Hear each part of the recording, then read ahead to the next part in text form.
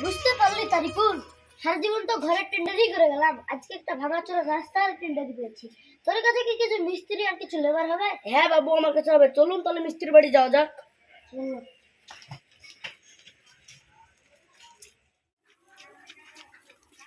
মামুন মিস্ত্রি আছেন বাড়িতে? হ্যাঁ আছি। কে? আমি মশাই আপনি বসুন, বসে কথা বলবো। আমি একটা ভাঙা রাস্তার টেন্ডার পেয়েছি। আপনার কাছে কি ডেলি 50টা মিস্ত্রি 50টা লেবার হবে? অবশ্যই হবে।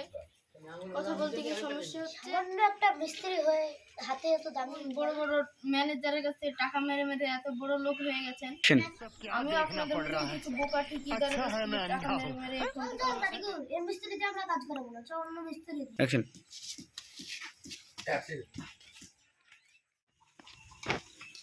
এখানে কাউসার আমারই তো মিস্ত্রি।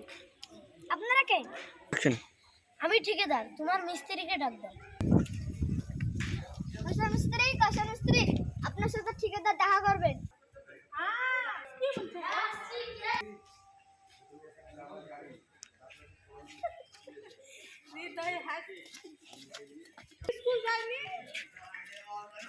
আপনি কি কাউসার মিস্ত্রি?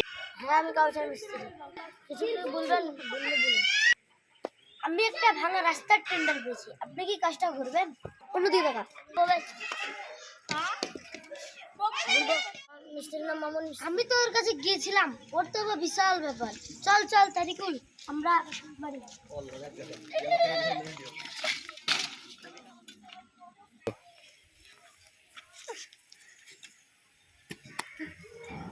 আমার কি হলো? আমার দয়া, আজ আমার ছেলে মরে গেল।